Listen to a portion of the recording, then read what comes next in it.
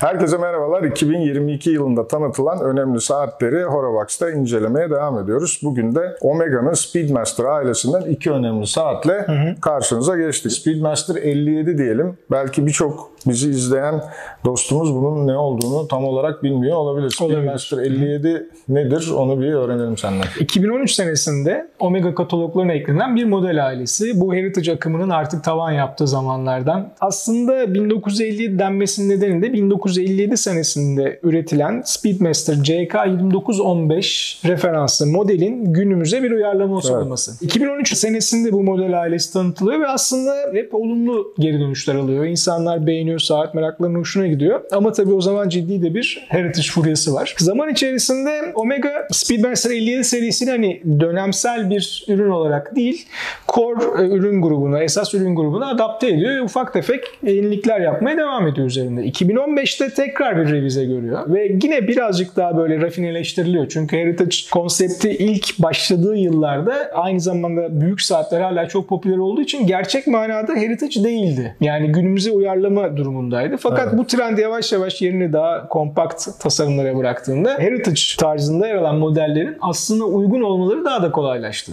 Dolayısıyla yapılan işlemler modelleri rafineleştirmek üzerine olunca daha aslına uygun modeller ortaya çıkmaya başladı.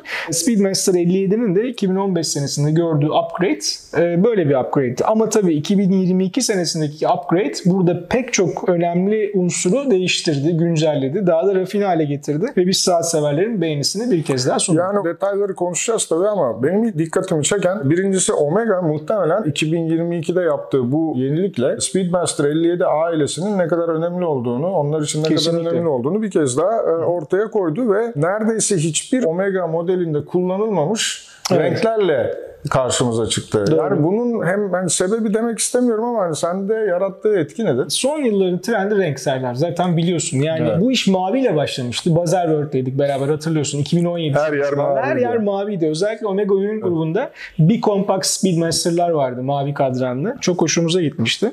Maviyle başladı. Ondan sonra yeşile döndü. Zaten yeşile döner dönmez hani bir kıyamet kopmuştu ve daha sonradan arkası da geldi. Yeşile saat sektörü bayağı bir sahip çıktı. Farklı iterasyonları, farklı tonlarını kullanmaya başladı. Ama o da bir yerde tıkandı artık. Yani sen yeşil saatleri toplayan, koleksiyonunu yapan bir insansın. Sen bile artık yeşil bir saat gördüğünde o kadar heyecanlanmışsın. Yani tabii belki biraz azalmaya başladı. Evet. Almaya mecbur hissediyorsun koleksiyoner kimliğinden dolayı ama ilk heyecanlarını duymadığından eminim.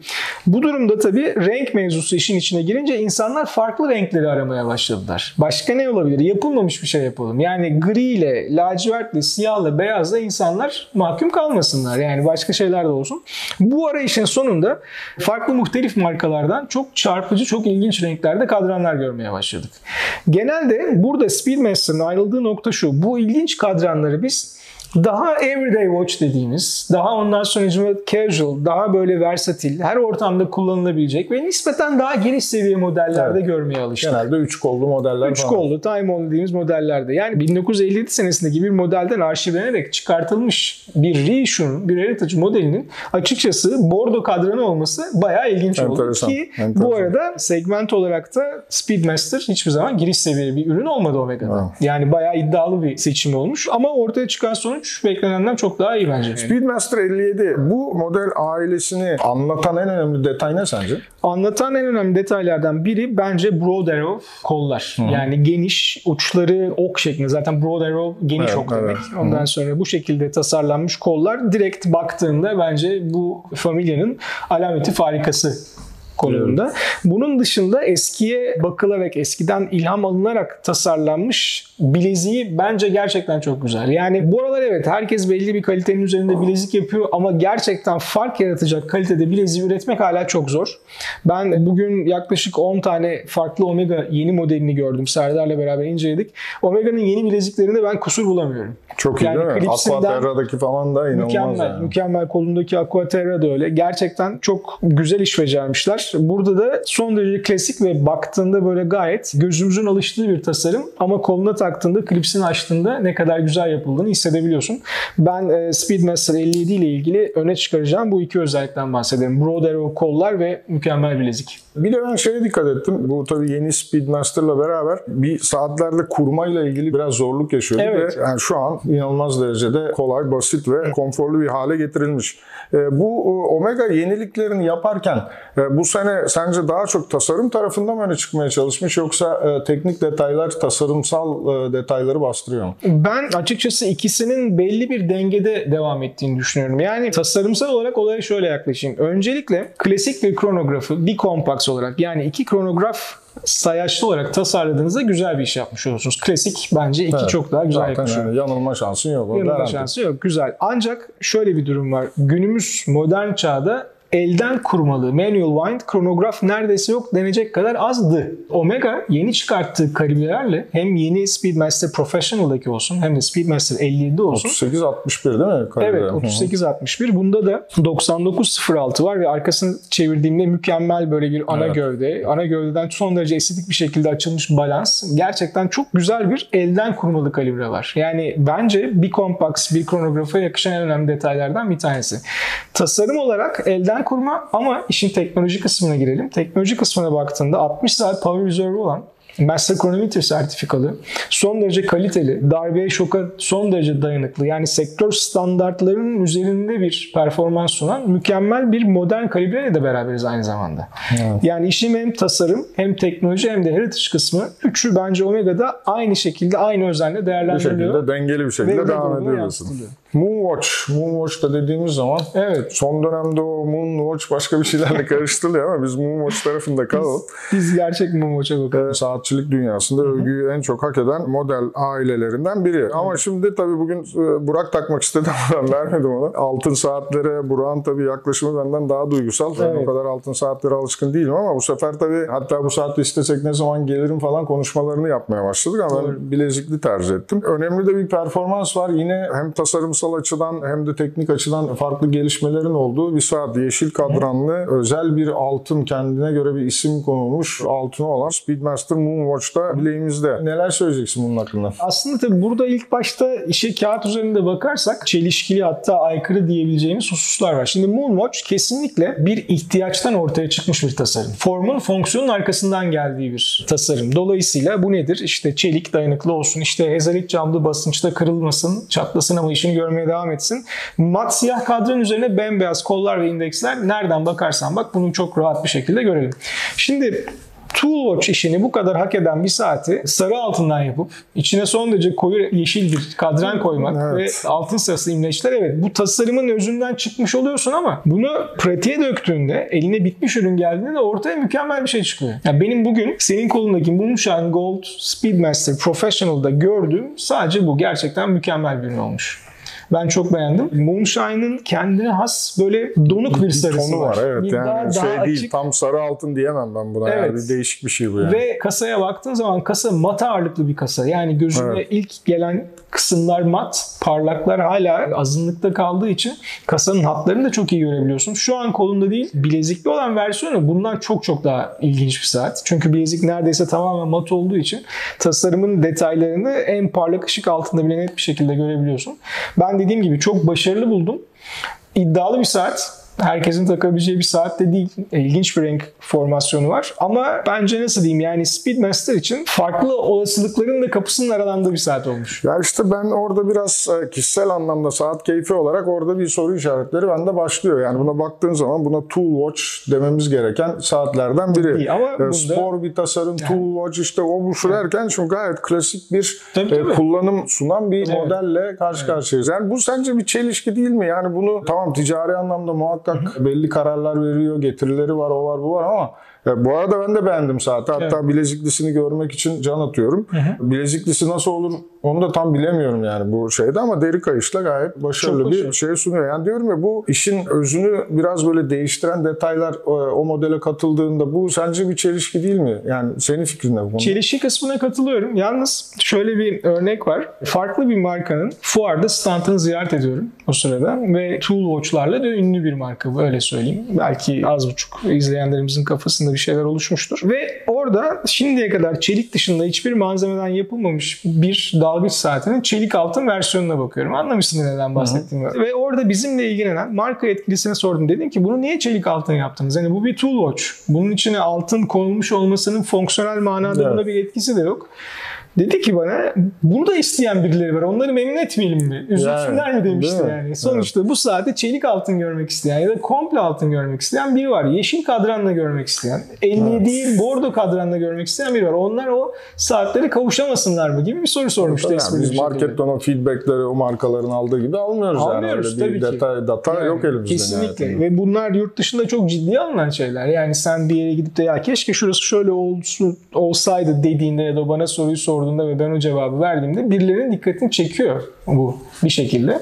Ve yani belki bazen tarih penceresinden gözüken diskin rengi, belki başka bir şey ama duygusal yaklaşımlar yani. Yani bir şeyler oluyor diye düşünüyorum. Sonuç itibariyle onu da bir isteyen var ve bakıp hani ya bu Tool Watch olmamış ki dediğinde başka biri alıp mükemmel olmuş işte istediğim saat buydu diyor ve son derece mutlu mesut bir şekilde takıyor koluna. Tamam, anlıyorum. Peki işin duygusal tarafını bir kenara bırakırsak böyle bir ürün var elimizde ve bu ürün ister istemez başka markaların başka model aileleriyle ki bu çok geniş bir segment aslında baktığın zaman, hele böyle bir Tool Watch'u bu tarz bir görüntüye getirdiğinde seçenekler daha da artmaya başlıyor. Speedmaster Moonwatch, yani şu elimde gördüğün saati ve bunun varyasyonlarını rakiplerine göre üstün kılan kullanıcıların bu saati tercih etmesine neden olacak detaylar sence neler? Şunlar. Öncelikle Speedmaster'ı diğer spor kronograflarına ayıran müthiş bir heritage var arkasında. Yani işte ay bağlantısı bile tek başına zaten bir hikaye, biliyorsun.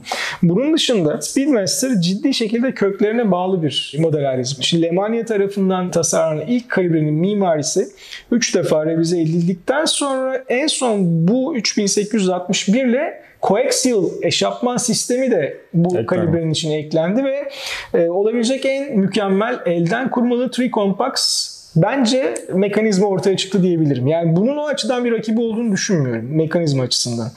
Mekanizmanın saatin genel konseptine olan uyumu konusunda da bir rakibi olduğunu düşünmüyorum. Yani klasik 1969 senesine ait bir tasarımın içine bugün elden kurmalı bir kalibre koyup bunu Master Chronometer gibi standartla üretebilmek gerçekten çok ciddi bir başarı. Evet. Kolay değil yani. Dolayısıyla ben açıkçası bütün düşüncelerim pozitif. Öyle söyleyeyim ve kendi segmentinde başarılı olur mu? Olur. Kendi segmentinde geri kalacağı bir şey var mı diye soracak olursan. Bence çok basit bir detay ama aklıma takılan ya da saati gördüğümde aklıma gelen şey biraz daha su direnci olsaydı, bir de güzel bir kauçuk kayışı olsaydı. Yani o zaman zannetmiyorum, herhalde bayağı segmentin tozunu attırırdı. Yani. Açık söyleyeyim, benim de aklımda o vardı. Ben kesinlikle bu saatlerin ilerleyen günlerde bir rubber, yani kauçuk kayışla bir versiyonunun önümüzde olacağını, önümüze geleceğini düşünüyorum. Ama ben de yani seni çok uzun zamandır tanıyorum. Saatle olan ilgini, saatlerle olan ilgini, saatlere olan bakışını. Yani Speedmaster dendiğinde senin çok fazla Speedmaster olduğuna dair şikayetlerim var. Yani doğru. Bu senin çok hoşuna gitmiyordu ama bugün itibariyle sanki bu fazlalık aslına bakarsan model ailesini bizlere bile daha sıcak hale getiren bir detay olmuş durumda. Doğru. Nasıl bir gelişim bu sence zaman içerisinde? Yani Speedmaster Professional Moonwatch'ta olmasa bile farklı Speedmaster'larda biz aslında bu gelişimin örneklerini gördük. Dark Side of the Moon'u gördük. Grey Side of the Moon'u gördük. Çok White Side of the Moon falan diye öyle gidiyor. Saatler çıktı. İşte senin mesela Speedmaster Snoopy animasyonlu saatin vardı. Yani benim Speedmaster'ların çok fazla olduğunu düşündüğüm zamanlar saat dünyasında da böyle bir just another Speedy diye, yani bir Speedmaster daha diye bir söz vardı ama o zamanlar Serdar, Speedmaster'ların bin bir türlü versiyonu birbirine çok benziyordu. Yani alt kadranın rengi gümüş olunca bir versiyon. Ondan sonra ne bileyim deri kayışın 4 rengi var. 4'ü de birer farklı versiyon gibi. Yani işte ne bileyim aynı kadranın sarısı da var, siyahı da var. Hoş olmuyordu. Şimdi bakıyorum her şey o kadar rafine ve her şey o kadar oturmuş ki. Yani açıkçası eski o şeyler çok gözümün önüne gelmiyor. Ben şu an Speedmaster'ı güncel ürün grubu olarak beğeniyorum. Yani 57 de olabilir, Professional serisi de olabilir ki Professional tercih ederim bu ikisi arasından net. Altın veya değil. Ama ben artık daha böyle ayakları yere basan, yani modern teknolojik imkanlardan sonuna kadar istifade eden, son derece başarılı ve hemen hemen her kullanıcı için bir alternatif sunabilen zengin bir koleksiyon olduğunu düşünüyorum. Bu için Çelik ve Speedmaster 57 sen Omega'nın satış pazarlama müdürü olsan üretime 10 tane saat siparişi vereceksin. Nasıl bir oranda verirsin bunu? Benim buradaki dağılımım şöyle olur. Speedmaster Professional 7, Speedmaster 57 3. Sektörün hak ettiği odur diyorsun. Bu sektörde saate ilgi gösteren insanların aslında gerçi iyi de bir oran. Yani %30'unun saatlerin arkasında hikayelerle haşır neşir olan bir Bence hiç fena değil. Bence de çok iyi yani. Yani ben güveniyorum. İyi bir heritage bence o ürün grubu içerisinde mutlaka iş yapar. Satar. Evet, var mı eklemek istediğim bir şey bu iki model hakkında? Yani öncelikle tabii çok memnun oldum. Bu saatler elimize ulaştığı için yine Omega'ya teşekkür ediyorum. Hem taktık, kullandık. Burada mercek altına da almış olduk. Bence çok güzel saatler. 2022 yenilikler arasında zaten Omega'nın yeri bizim için ayrıydı. Çok beğenmiştik ekip olarak. Evet, sizin Doruk'la da güzel bir videonuz vardı.